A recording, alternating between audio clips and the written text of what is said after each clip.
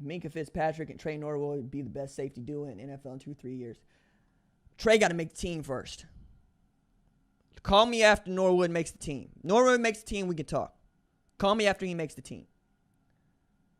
See, the Oregon-Auburn game had me angry. I lost $20 on that game. You sound like that dude in or that not that dude, that woman in I got the Shane Falco jersey right over there. The Replacements. I lost a lot of money on that Sugar Bowl. Kansas State makes me nervous, even though they're not that good, just fundamentally sound. No, they let you beat yourself. That's what they let you do. They let you beat yourself. Let's see what else we got in here. Let's see. Oh, we got kickoff time for Tulane in Oklahoma. Willie Fritz in them. So Oklahoma season opener at Tulane kicks off at 11 a.m. on the 3-letter network. Hey, on ABC. That's going to be interesting. Thursday. Yeah, okay. So we got 11 a.m. kickoffs for Oklahoma, like all the way through. Oh, 11 a.m. Nebraska, 11 a.m. Tulane. Let's get it. Let's go. Also, that means that at least with those two games, OU's not playing a pay-per-view game yet. Which, if you're an OU fan, you gotta feel pretty good about that, knowing you get to see Oklahoma Tulane on network television as opposed to having to pay $50 to watch it, $60 to watch it.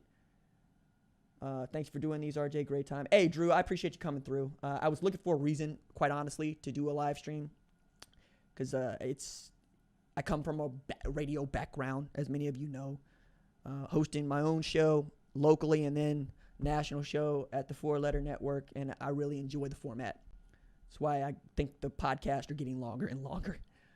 Let's see. What else we got in here? Well, the problem with the Pac-12 is that everyone beats up on each other. I mean, we don't have that same problem in Oklahoma and in the Big 12.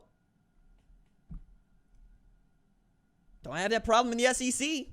They beat up on each other. Don't have that problem in the ACC. North Carolina, Miami somehow make Clemson look good. Come on now. Virginia played in the Orange Bowl a couple years ago. Come on now. Tell the truth, shame the devil. It ain't because y'all beating up on each other. How do you think Stroud will fare? I've been avoiding talking about C.J. Stroud as if he is the starting quarterback because, yes, I'm getting more data to think that that is the case. But again, C.J. ain't thrown a pass in college. That's the only knock I have against him, but the same knock I have against every Ohio State quarterback. None of them have thrown a pass in college. We will see. We will see. Do you feel like Alabama would kind of, sort of like LSU last year? No, because I think Alabama might look like they did in 2019, to be honest, which is an 11-win team that beat up on Michigan in the Citrus Bowl. That ain't too shabby. Like, what this is for me is a year in which everybody else needs to take advantage of Nick Saban and Alabama doing the closest thing to rebuilding that they're going to do, which is replace the offensive coordinator, replace the starting quarterback, replace basically the core of your wide receivers, and replace perhaps your most prolific tailback of all time. If you can't take advantage of Alabama being down this year, you can't do it at all. And I think that's what LSU did in 2019. They took advantage of Alabama being down that year. Like Tua Tagovailoa getting hurt, that sucks for the sport. But also, like, you're looking at LSU gets past Alabama, and the way they got past Alabama, we're going, okay, Georgia can't hang because they couldn't. You know, you need to be starting somebody else at quarterback. So, somebody, I don't know, maybe you could have signed somebody from the state of Georgia that year. Maybe Justin Fields.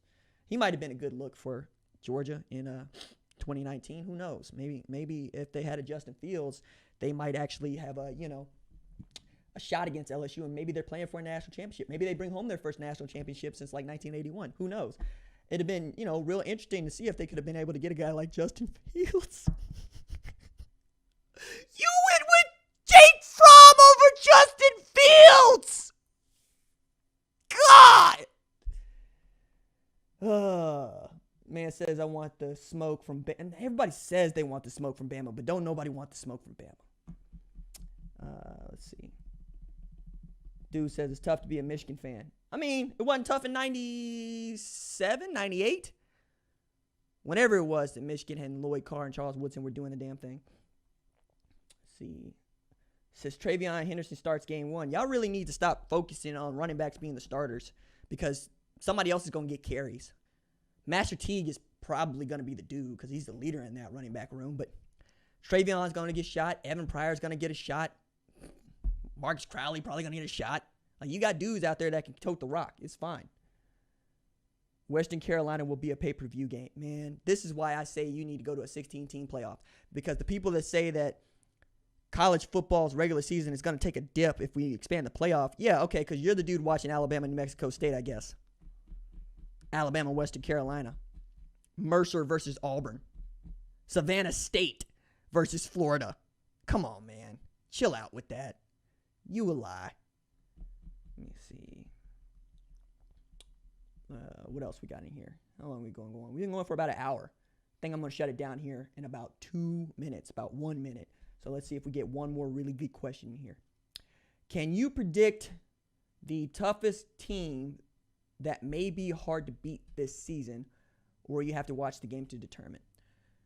Louisiana's going to be tough for Texas. I'm out there on that. Arkansas is just going to be tough, period, because I think it's a better football team than its record was last year, and they return a lot, right?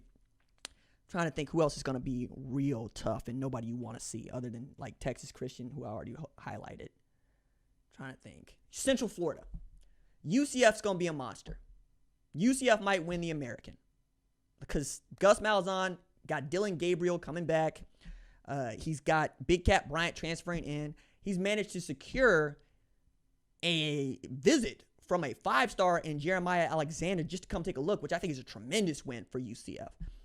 And you're in the largest public university in Florida, and you get to recruit the state of Florida. Central Florida, I think, is going to be tough, not just this year, but in the years to come. And when we expand the playoff, I expect Central Florida to be one of those teams that is playing for national championships, even though they won one in 2017. I think that is 100% it.